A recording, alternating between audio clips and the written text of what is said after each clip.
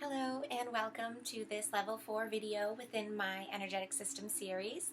This is going to be a sort of practical lesson offered as the second assignment within level 4 here. Trying something new with doing this video version. I've done a couple of these sort of assignments throughout the energetic system series, which basically is just like a meditative walkthrough, a guided alchemy session is what I call them, what I like to look at them as, because they have a lot of detailed walkthrough, but an open template during the process that allows each individual person to do really unique tailor-fit shadow work, alchemy, balancing, introspection, So, and also kind of in the focus of whatever, the level that I've offered the working in. I did 3 in level 2, getting in touch with the bosses in the inner core, and now for level 4, I want to offer sort of like a different version of assignments than doing the same thing. I originally was going to do sort of similar, just meditations and offer them, but then I had a little insights to do things a little differently for this round. And so I have put up number 1, which is a meditation, and it's a little over an hour, I think. You could do it as a sleep meditation, or if you have time to commit to a waking hour session. It's really great for sensing and listening to all of these different kinds of systems that make up the external torrido in its totality of all, of all the systems. This video, this second sort of assignment, is going to be practiced for real in the same kind of method through introspective meditation. But I thought that to have a video firsthand to talk through the visualization points would be very helpful and necessary, in fact, because if I don't, then I have to build a meditation that explains that in the forefront of the meditation, in order for people to get a good working out of it. And sort of as a remedy to that, I thought I'll offer this practical lesson where I'll go through the instructions and directions, do a quick example live, and then perhaps in a day or 2 I will do a more in-depth guided meditation version with no video, to really get the details of what I'm offering here is sort of the snapshot. So, if you are new, welcome. Thank you for listening. Thank you for hearing what I have to say. However, this working is probably best left to do later. The meditations, certainly anybody and everyone can do. You don't need a forefront sort of working tools to get a benefit out of it. But this version, this quick little snapshot one, you probably should have the background knowledge of what I'm talking about with energetic systems, and with the balancing of the external toroidal and the inner vortex of the torus tool that we are using, and we're always processing our transactions through, right? If you don't know what I'm talking about there, it's very easy to just feed into imbalances that are already within you, and to end up, in a deeper issues than you're already in, if you jump into the external toroidal without ever even learning about the inner workings and what we're talking about. This is why the world is, in my opinion, this is why the world is in the state that it is. Like, you know, we've had this super forced view and perspective about everything's external, everything's about external service. And that's really why we have all these deep-rooted issues. So I would highly suggest not jumping into this unless you have a good working internally first.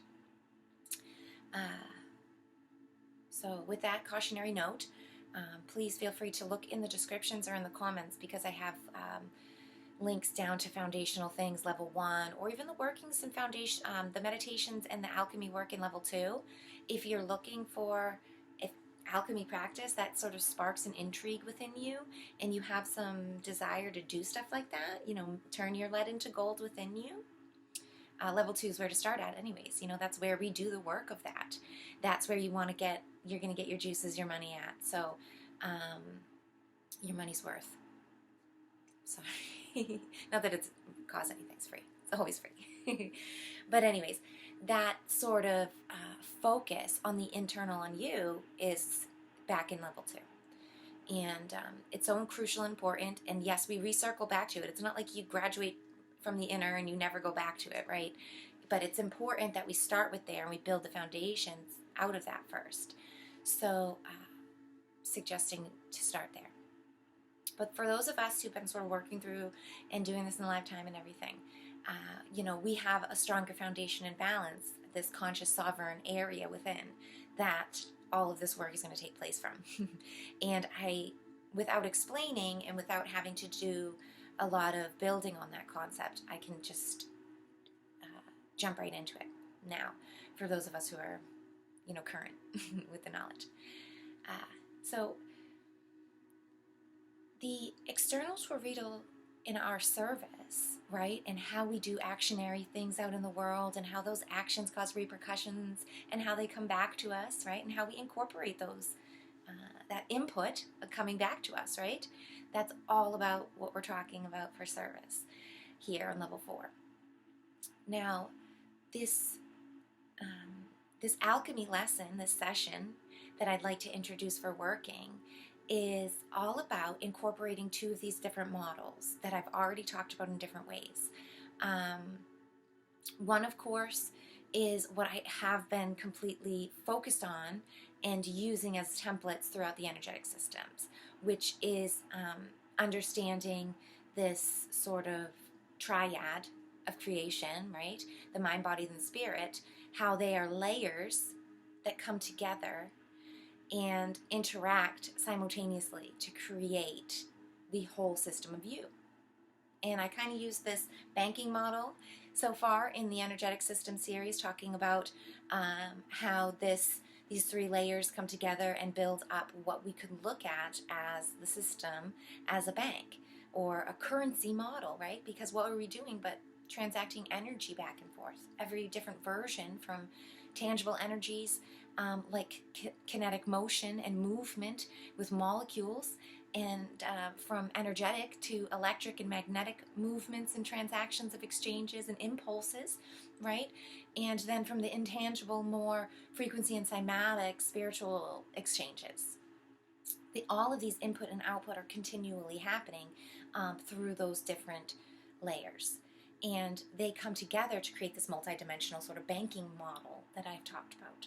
And I use that to really discover and dissect the differences between our inner runnings, right, and what we run for our bank, who runs our bank, right, the CEO, from top down to all the way to each teller in the franchise banks, or whatever you look at it as, right? The inner workings, how they train, how they work, how they do their job, what they have for their daily tasks, how they keep the bank running, right? Then we have the external, outer workings. We have the customer interaction base. We have how we work out there with the world, right? People who come in to use our services, and how we interact with them, and what we think we're getting out of them, and what we're running the bank for, right? Not to mention, of course, the physicality of the bank in itself, and the upkeep of the physical vessel. That has a lot to do with the external as well. What does the management of the physical actually take and need to be done every day, right? That's another big thing with this model in the external. And then there's the overall, right? There's how the bank in itself is seen in the global model, in the corporate model, you know, how other bankers see it, how other customers who don't bank with your bank see it, you know, what's its appearance, what's its presentation, what's its overall polarity and charge, what's it all about, right? That model and this understanding of us as a whole system, that's the concept and the visualization. This is part one that I would like us to hold and understand and have sort of as a idea. And to merge and to remember and to reignite this older metaphor. And I've done a whole series. I'll link this below too in case anybody's newer to my channel and didn't see things from before, maybe. I forget when I did this. I think last spring. Maybe 2022. No, I think it was 2023 that I did this tower model.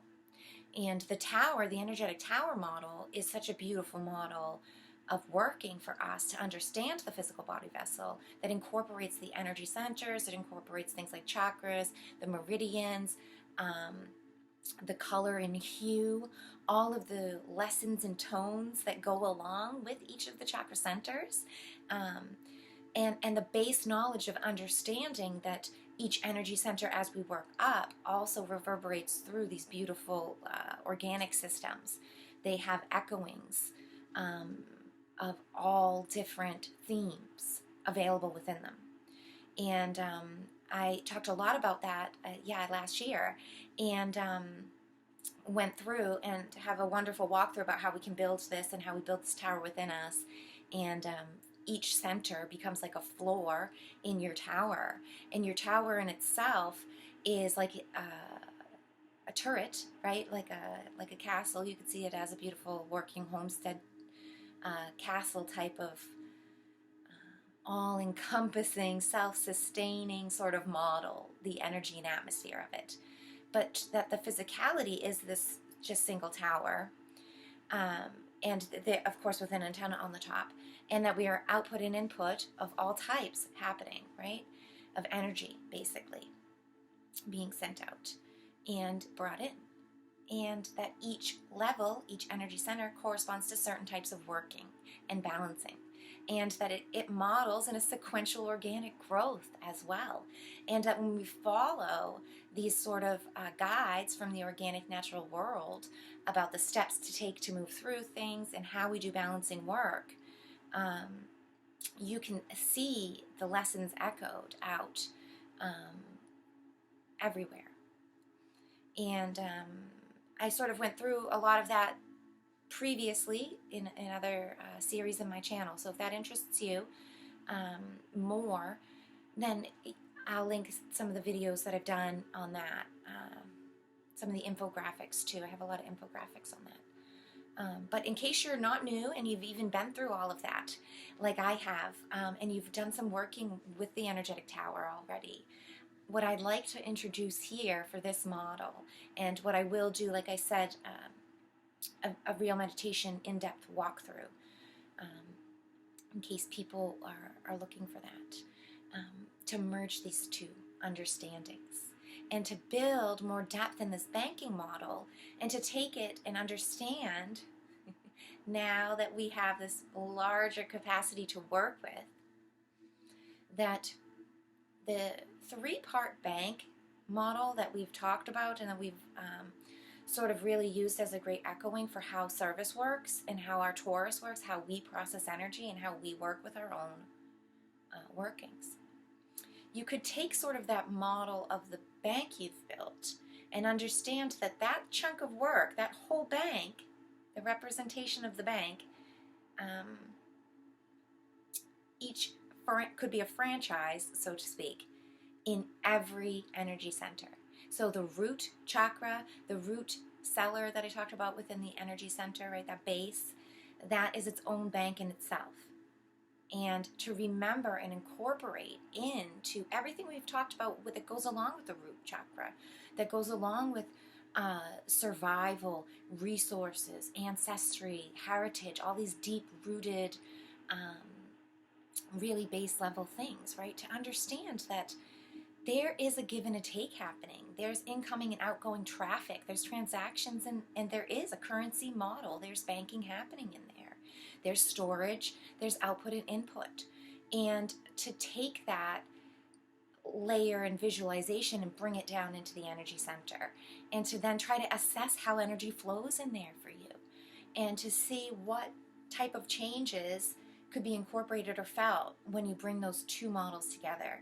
Because when I built the energy tower models, and quite a few of the walkthroughs that I've done, I have done some cleansing, clearing of it, but it has never brought in the other.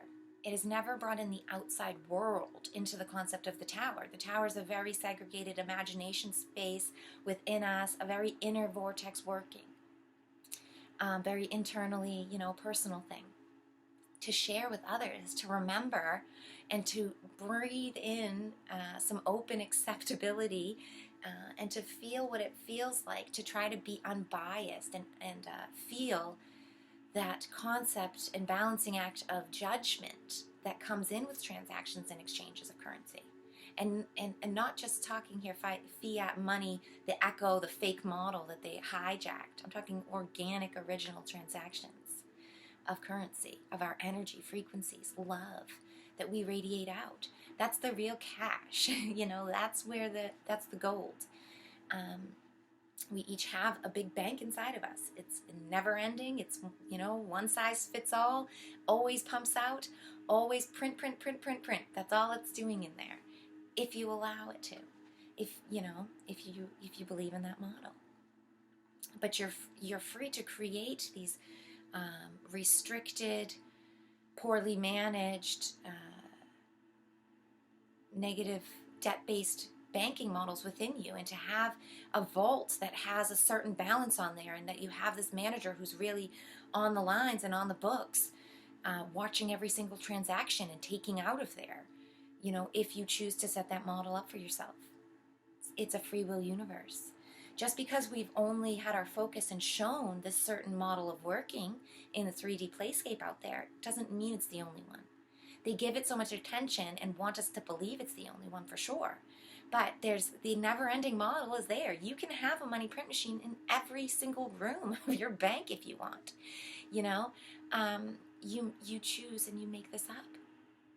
And it matters. The intention sets the tone for everything. And we've really sort of harnessed that in with the working about the systems, right? It's so important to remember that all the tellers, every process, every janitor, every small person working in their tiny role within you, they follow the instructions set by the top, by the CEO, whoever wrote the SOPs, whoever is the operational manager, right? Whoever is the COO operations. Sorry, it's been a long time since I ever did a business class when I was younger. But this is what I mean. They listen to the rules of the write-ups of these chief officers. And you're chief officer. Don't go and write off and serve somebody else outside of you and say they're the chief models and I have to listen to them.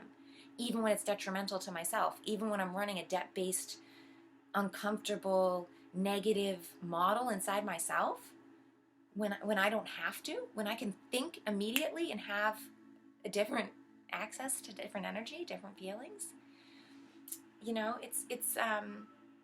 it's that simple, but it's also that difficult because there's a lot of manipulation and a lot of anchoring into saying that we have to look this way, we can only build this way. But as we can tell, that way is really falling apart. It really didn't work. They're trying to sort of super glue it together in this silly card house. But as we could see, it's really falling, and it will continue to. And so if we could just realize and see that the falling is a reflection anyways of things falling from within us, of these weaker cards within us, these false things that we built up within ourselves in here, in the towers, in the banking model we run in our own self, right? Our mirrors that we think are windows looking out in our bank, in our towers, they are reflections. They incorporate the reflection outward and inward at all times. And so it's important to remember and to look inwards and to do your own course correcting against your own truths as we go along. because if not, you'll get caught up in looking out the window, so to speak, and seeing what's going on out there and trying to, you know, fix what's going on in your bank based on somebody else's instructions. And it doesn't really work that well. And also it feeds into this sort of liar's loop that it really needs external confirmation and validation that others see you in the way that you're hoping to present yourself, because it has to look like their presentation. But the only way that you'll ever know if your presentation looks like their presentation is to have another's view and to say, yes, it does, or no, it doesn't. And so see how this is kind of a negative self-fulfilling prophecy. It always needs something else. It always needs another to confirm it. It's like a bad falling of the dominoes, you know? Whereas conversely, if we bloom from outside, we blossom this, and we say, yes, we are worthy from within, and there's a different version of that domino effect, right? And it casts out into every other and says, you're worthy too, you're worthy too. That's where, you know, that's where external service is getting to. That's where the collective will get to as a whole. I've sort of totally got off on a sidetrack, Rainbow, forgive me. But when we talk about these deep concepts, sometimes it's so hard for me to not just go off on a tangent. But yeah, I want to try to keep this video short. We've already sort of got 20 minutes into it. So let's get back to the showcase here and talk about what the practical lesson's about. So using these two models, hopefully you have the reference points and you've already done some of this work. This is really the level I'm hoping to be teaching at, and I've done the work at after, and I found these nuances, you know, so hopefully after the tower, after understanding the corporate banking model sort of within your own energetic systems, you can merge these two. And this is what I love about merging these two too, because it's almost like merging 3D thoughts and ideas with the 5D kind of fluffy new world, new age versions of it, and to meld them together and to see what holds and what sticks and where their truths are, what their parallels are, right? What they say to each other, and how they empower each other, how they invigorate each other, how they contrast each other, and what stands out the most about each other that is, you know, very different.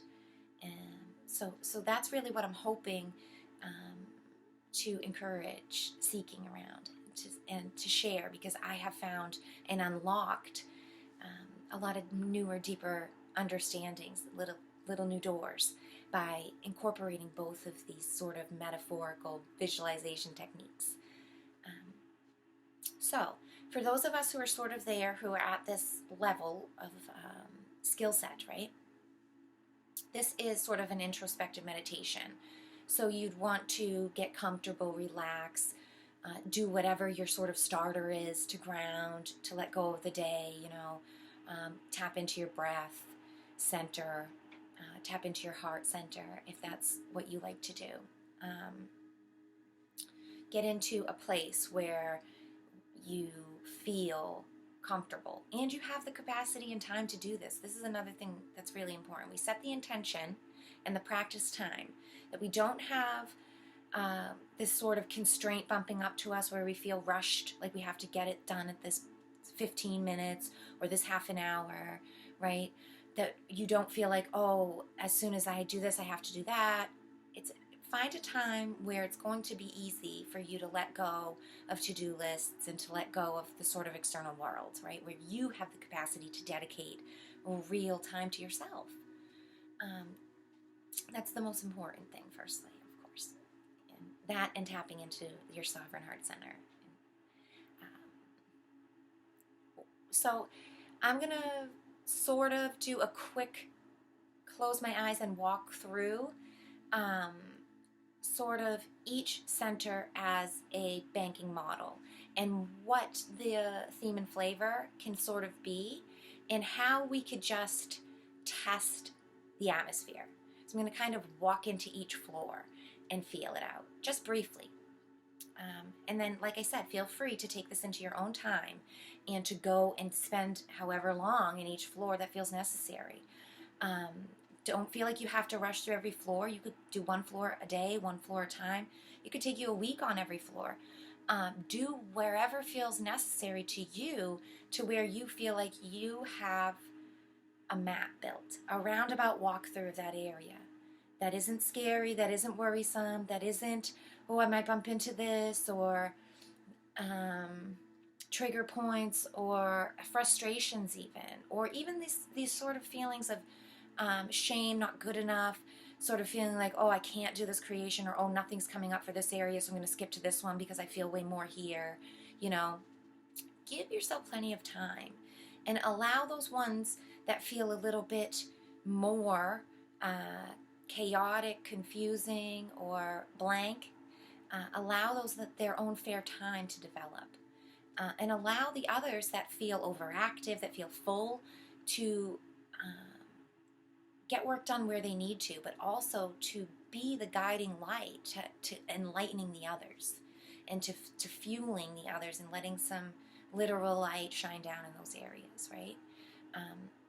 So important to remember the basics, that this is we are light beings, and the energy centers have their own light hues and coloration, and that's a real reason. It's not just pretty rainbows. It is beautiful, but on such a deeper level than just we witness. So here, let's get started, because I've already gone a little long. So I'm going to close my eyes, and like I said, you would do your own starting point here to get comfortable and in the zone. And as you're getting in the zone, you can choose your own path, your own walk up to where your tower resides. See it in your imagination space, in a landscape that is beautiful to you. Allow yourself a little bit of time to maybe set the day, to appreciate the organic nature where your tower sits. Feel gratitude for its beauty. Maybe look at it from a few different angles. Remember it. Allow your walk up to it to be familiar yet new. Childlike curiosity. Remember, this is an incorporation of the heart, the imagination, the intuition, the gut, all of these deep senses. Allow them to speak and guide your imaginative building, your visualization. And so as we walk up to the tower, remember that it senses you. It has these sensors out there. Feel free to design them in whatever way feels comfortable to you.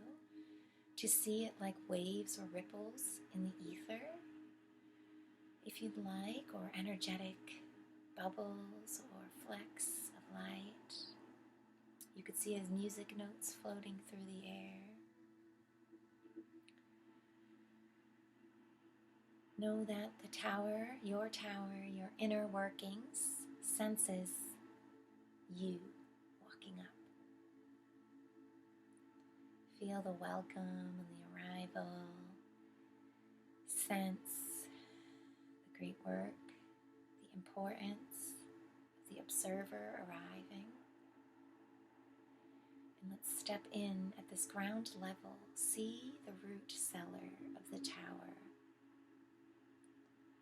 The door. Perhaps it's a step down to get in. Remember, there is exchanges.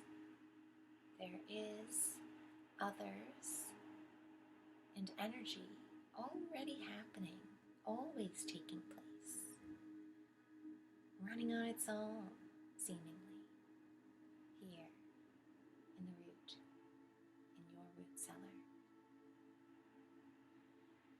So walk in and remember it's like a dirt floor, old kitchen with a big fireplace, perhaps kettles and pots, something like soup or stew, some roast brewing, or something cooking.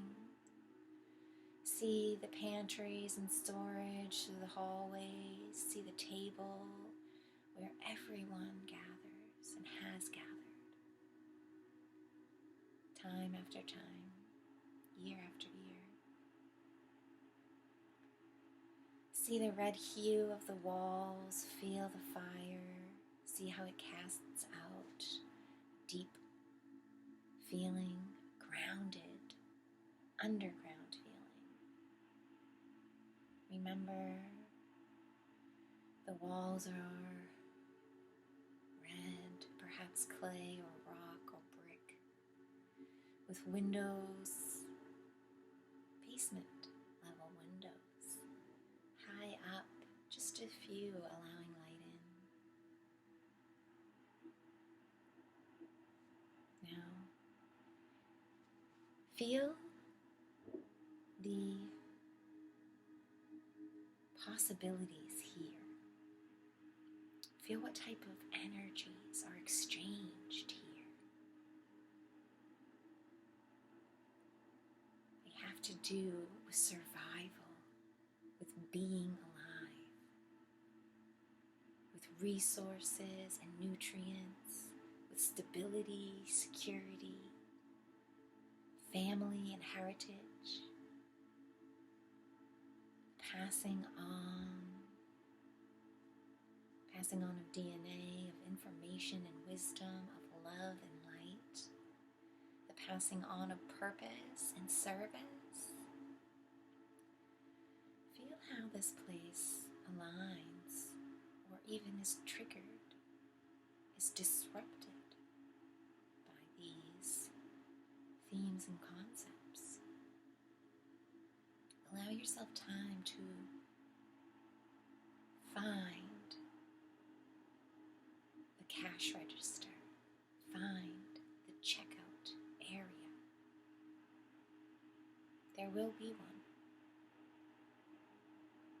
Maybe you're charging for food, for the meals, for cleaning up. Maybe you're keeping balances in the pantries, on resources, on stores. Go over to that area.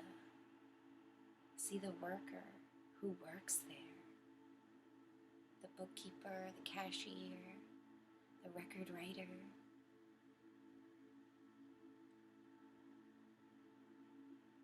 Sense their personality, sense the atmosphere they're working within. Sense the truths their job tells them are real, the laws and protocols their position and processes follow.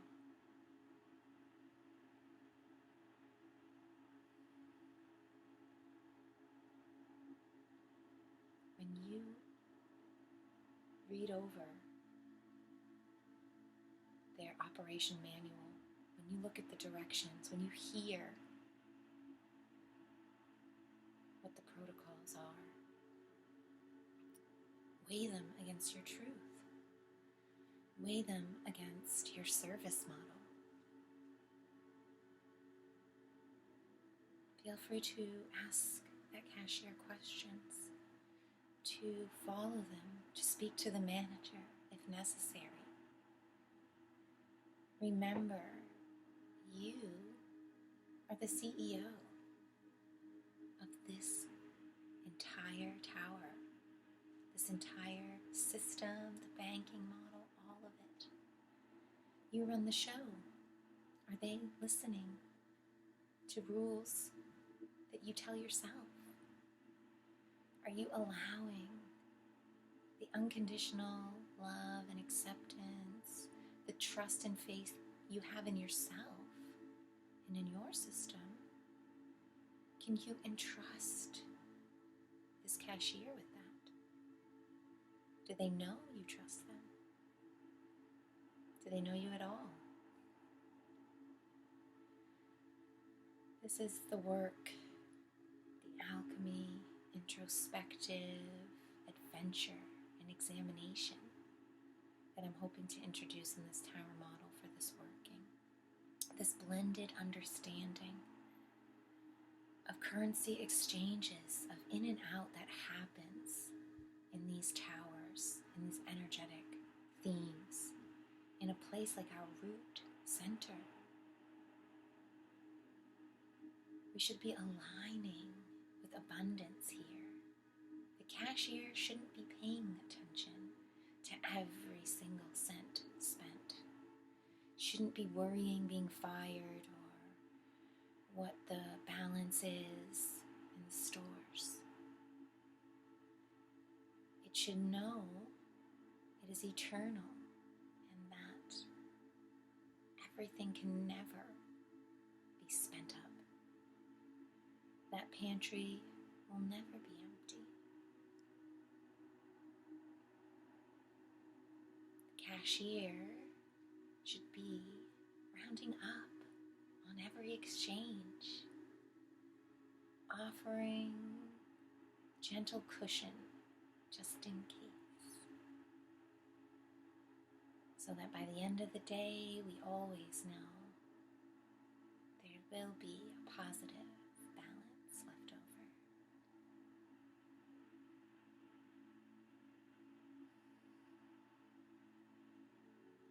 Feel the energetic exchanges in this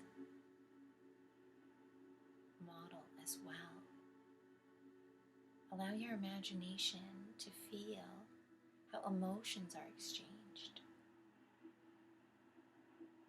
Does the cashier do its job with a smile on its face?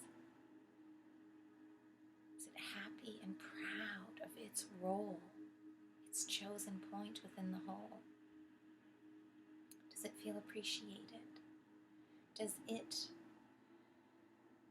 hand off each meal, each piece of resource it passes out?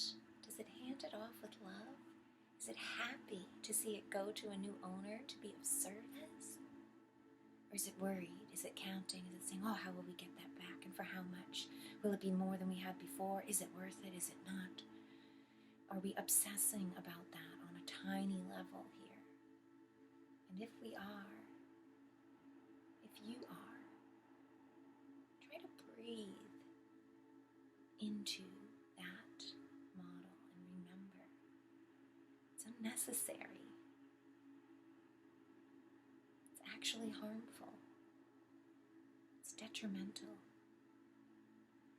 Your worries resonate out, ripple effect through the whole tower, causing dissonance. So let's help correct and help this worker in whatever way. And you, if you can listen, you will hear their tailor-fit responses. You will hear their working, and what they need and where, what they desire and how. All related to this theme within the root, which has to do with how we use our staples, our resources, how we tag into the world with ancestry and lineage and family, community, how we share, how we spread those roots, how we take in nutrients that is needed, and how we give off things.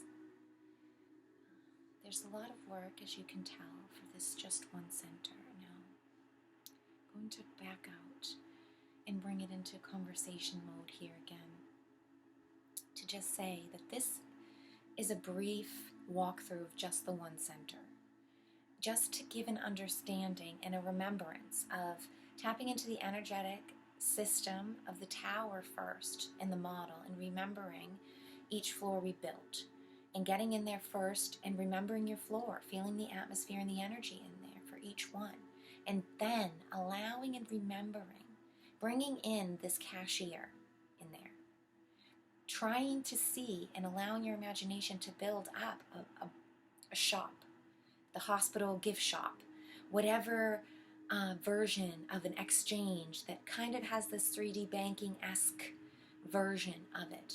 If you like the bank, you can put an ATM and a bank in every floor if that sort of meets your intention or you like the design, or you can tailor fit it to this hospital gift shop sort of themes throughout each floor.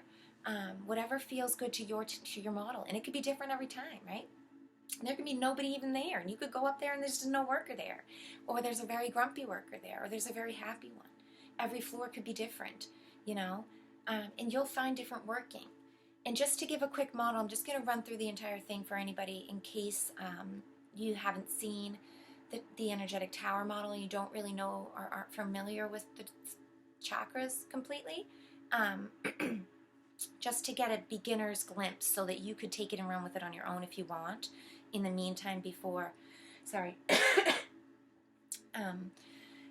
put up the actual detailed meditation. The root, like we did in the walkthrough, is the root cellar, and it has to do with basically how you meet the ground, the earth, where you bring in nutrients, base level needs, instinctual things, and resources. The second floor and the second level is the sacral chakra. It is sort of not at the base of the spine, but underneath the belly button. It has to do with passions, with what fires you up, with everything from those energetic, intimate passions, sexual energies, and love, romantic love, lust love, and also deep ties to direct family love. This has to do with codependency in the negative and positive ways, of course. But the second floor of the tower model is the intimate spaces, like your bedrooms. Those quieter, private places where you rest and sleep, where only the closest of your family might ever come into those places.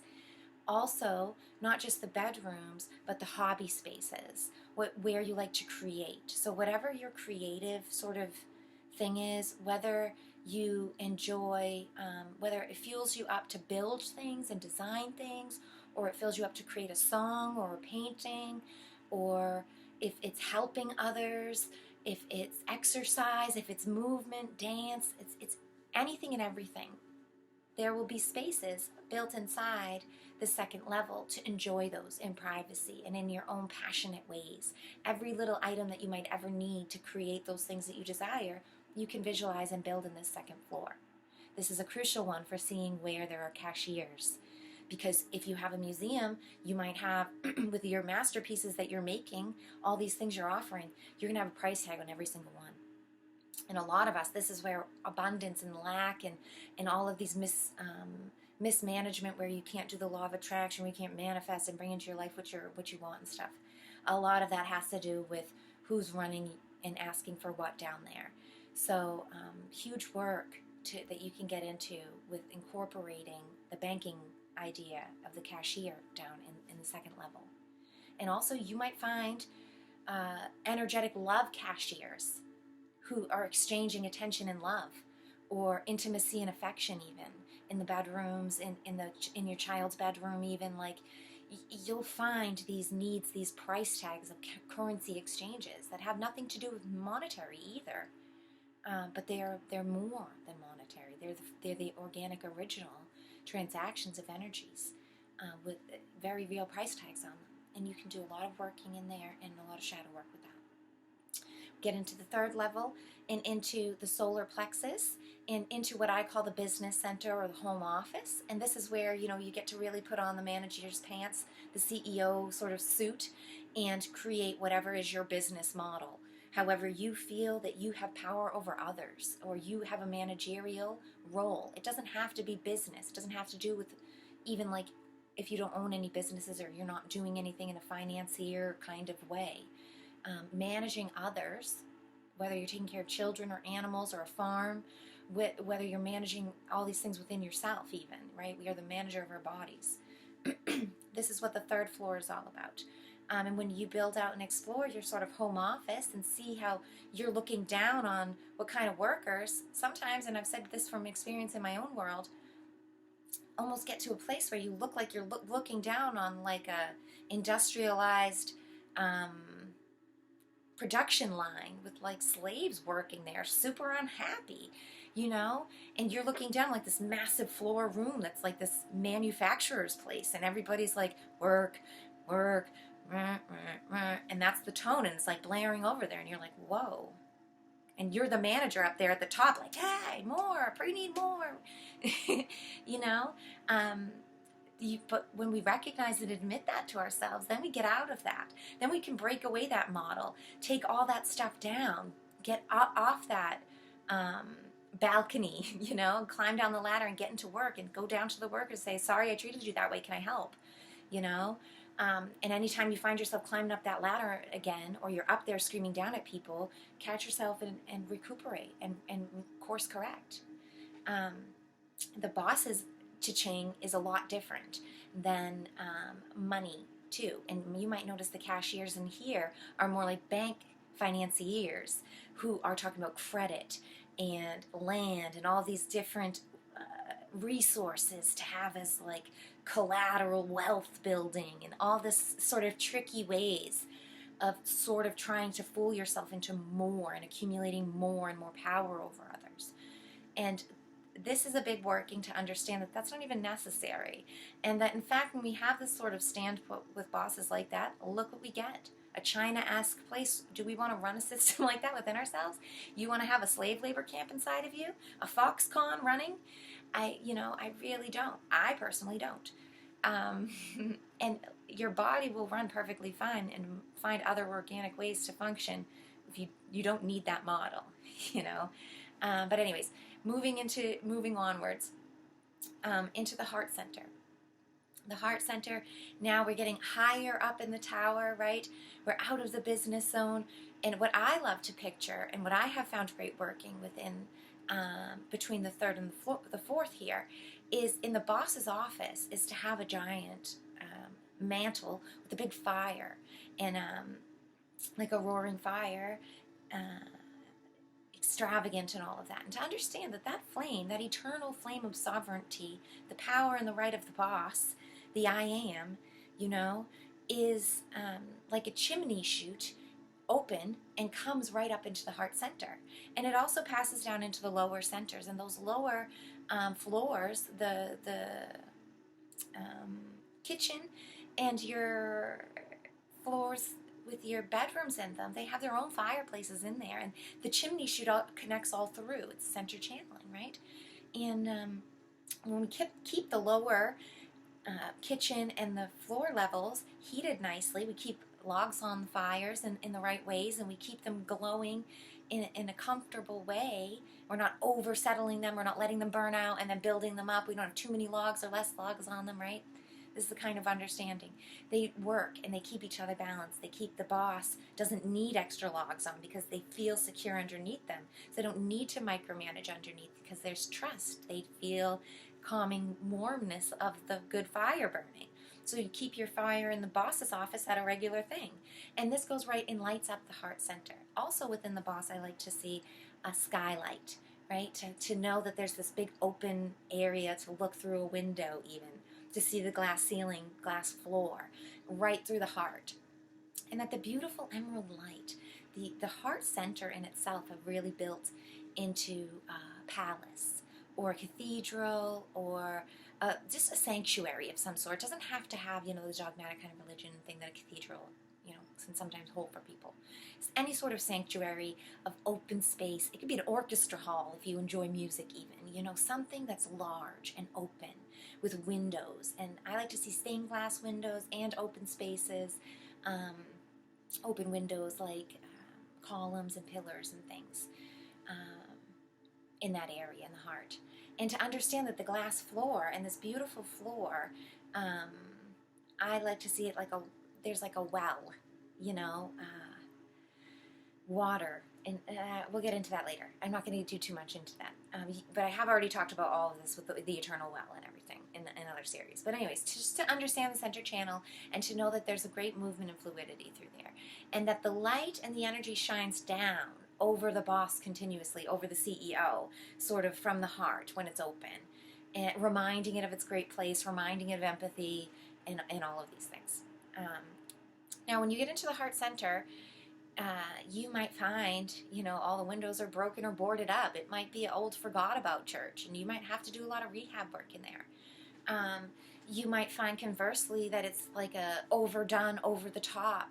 You walk into it, and if you even make like dirt on the floor, you've got somebody coming up immediately, like you're, disrupting the pristineness of it. And that's what I like to see about spiritual bypassing a lot. We create these false places where not even a crumb is allowed, and we act like no life happens there, and that it just stays pristine and clean all the time, and with no effort at all. And it's magically taken care of. And that really strips the purpose, the worth, the strength that we all hold in the continual work of keeping a place clean, and I really don't like that. I feel like it's derogatory towards ourselves. And if you have a manager like that inside of you who's trying to present a view like that, that's a good place to do some starter work at as well, because life happens. There's crumbs, there's dust, there's corners, there's forgot about things, but it's the intention of going back. It's the knowing that doing the little work and getting into those places through cyclic fashions, and remembrance and coming back to, that matters. And in the heart, it's very important that we get back to that, and that we allow life to happen in there, and that we allow messes and corrections to happen and be okay, and to forgive them. That's what the heart's really about, right? Open forgiveness and unconditional love. And this is another huge one for finding cashiers at. Like I talked about down in the second floor, love cashiers, attention cashiers, attention is the new gold, is really what I have been hearing in the last probably 5 years, but even into this cusp of the coming next stages. Oh, my computer is dying. I've been talking for much longer than I thought I was going to go for, and I really have to wrap this up. Anyways, heart center cashiers of all different types. And yes, I'm sure, and I found for myself, so this is why I'm saying I'm sure, you'll find, monetary things as well. You'll find these more 3D-esque tying into currency, tying your currency into monetary money and worth and all of the strings that come into that, right? Especially when we remember that the interactions are happening with others, and exchanges with others. Now,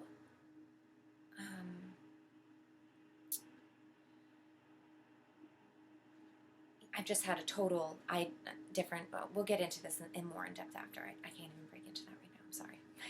I just had like a total insert about the external workings and the fact that we have others, external customers coming in and viewing and being a part of these transactions as well, and how we have to mitigate and let go of externals, confirmation or validation, or even what their opinions are, especially when they don't like what we're doing or don't agree with it.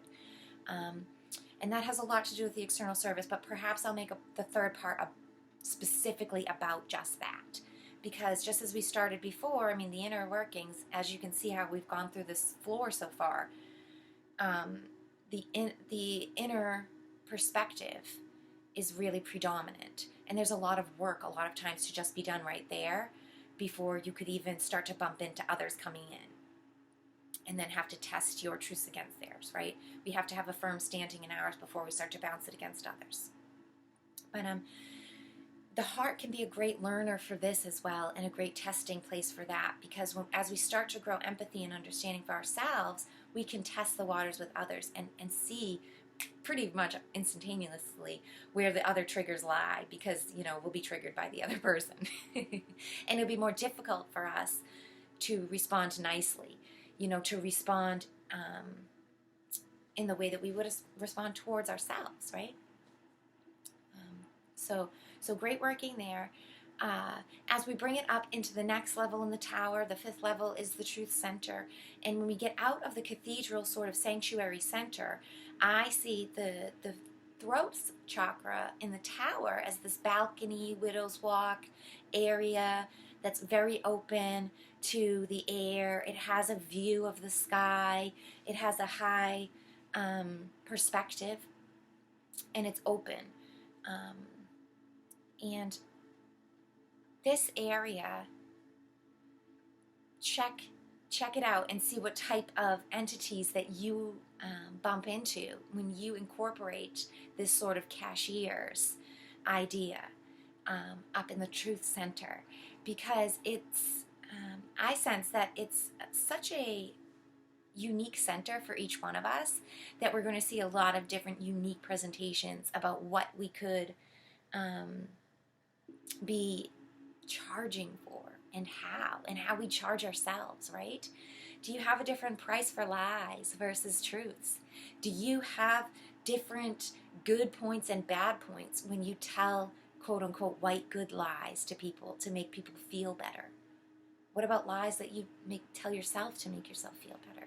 We put these pricey price tags on them. We make these false transactions, these feel-good transactions with ourselves. But underneath them all, what's the true balance there? When the fluffiness is handed back and forth, we have a heavy negative left over still, right? This is the other types of transactions. We have to remember what kind of systems we're running, what we're valuing. Are we actually having a high good value on true truth, of that honest resonance that we feel when truth happens? Or do we have a high pricey price tag on feel good confirmation from others' truth? Oh yes, that made them feel good. It makes me feel really good, so it's got to be real. It's got to be true. Underneath it, you feel the bad taste that lingers, though, right? There's many things like this, and across so many levels. Like I said, I'm just going to leave that one there, but do some exploration in there, and I'd love to hear what others have found in there. And like I said, I'll do some longer things on this after, but just to bring it up now into the sixth center here, into the observatory, as I call it, with the tower model. I really love to see the mind's eye, the third eye center, as this sort of control panel, observation deck, observatory-esque library kind of thing. And also important to remember that not only is it this sort of really logical, common sense, data-driven, processy happening, technical area of the forefront here, but the entire back is full of imagination space, and it's in touch with the void, and there is this open lift, elevator, Willy Wonka style, right up and out, available here in the mind center, and that brings you into the crown. It brings you up and out into collective. It brings you into source. It brings you to the void. Whatever you'd like to look at this as, it's never ending and all expanding. It's our connection to the spirit in the mind, body, spirit layerings, and it's also the connection to true spirit as in outside of ourselves, right? In the before and the after, sort of 0 point. So to have and hold this deep understanding and this of the forefront, of course, just like the front of a ship or the front of anything, it has the windshield, it has where we're going, and it has all of the buttons and everything. But to remember and to allow your imagination to build and hold out as best as you can, infinite space here within, behind and above. And there's a lot of energetics behind that too, about feeling, the flow of energy around you and feeling these different flows, but this is just my own personal little interpretations and for the visualization of the tower, especially within this own model. So when we get into the mind's eye, it's a double-edged sword up here with our cashier model and our banking model, because the mind's eye and this top of the processes that has to do with monitoring everything. Of course, there's a necessity to observing, to taking in all of the input data, to having a whole setting, right, to put every data point on. But how we're doing that is really where the individuality and the light and the shadow comes in.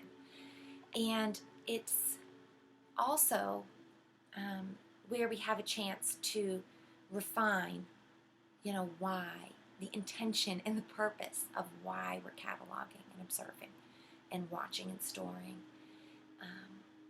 To be trying to do that with unconditional love and empathy for our highest good at the root of it, for seeking harmonious balances and solutions is the reason that we're collecting this information, and to stay grounded in that knowing.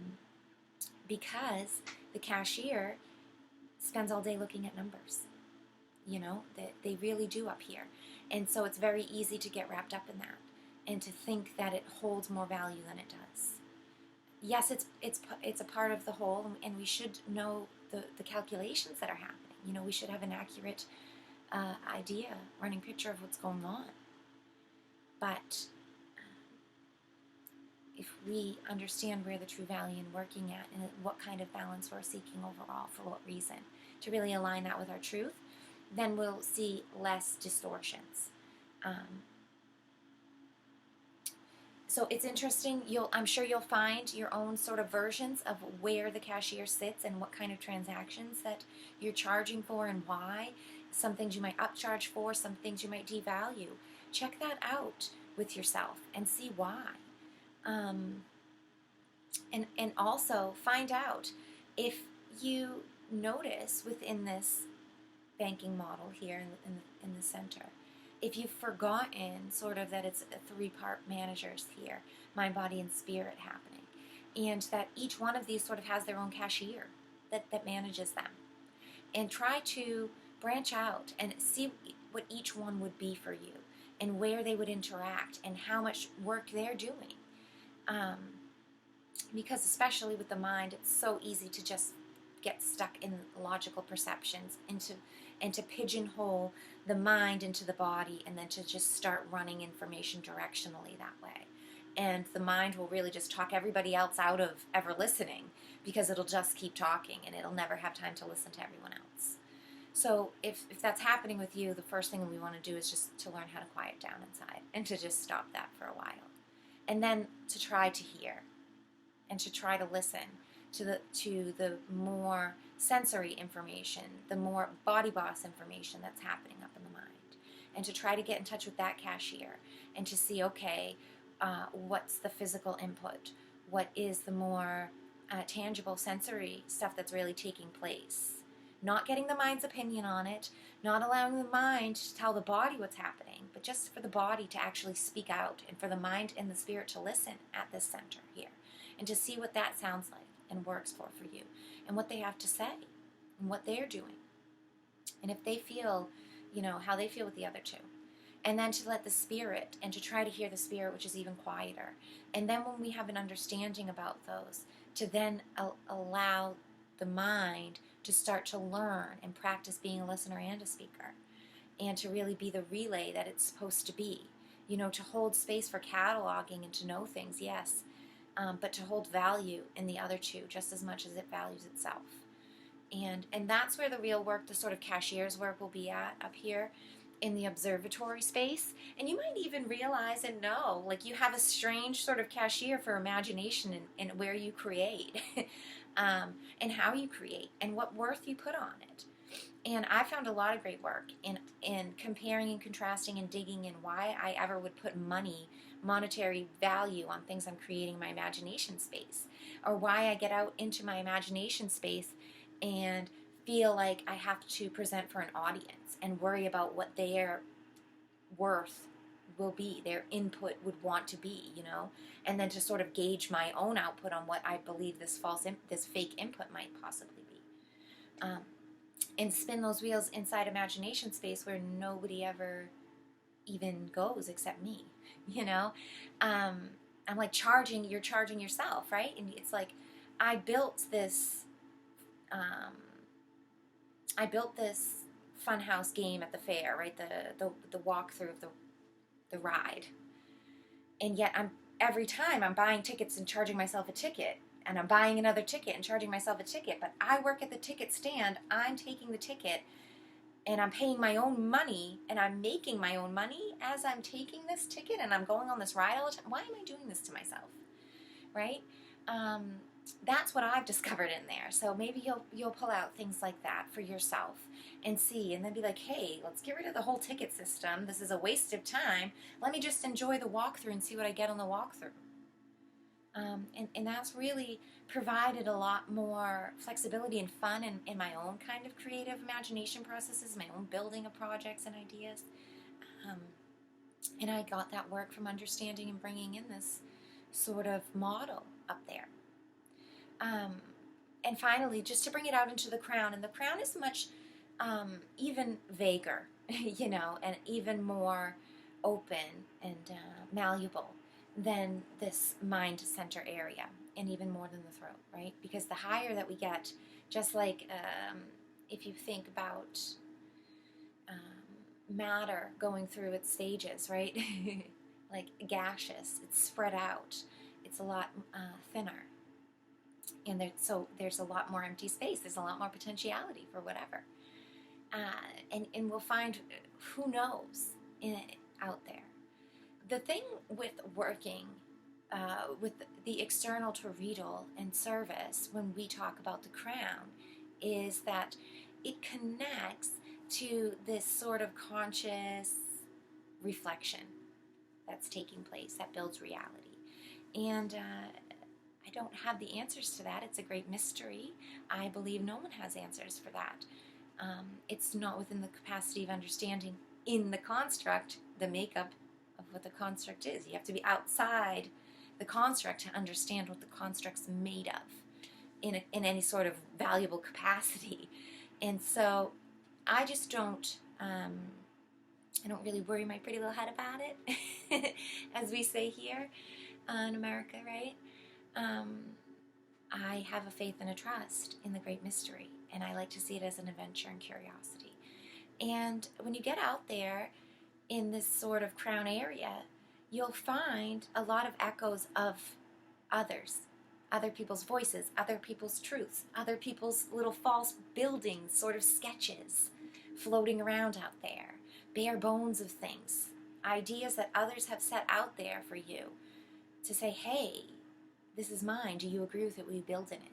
Like a skeleton.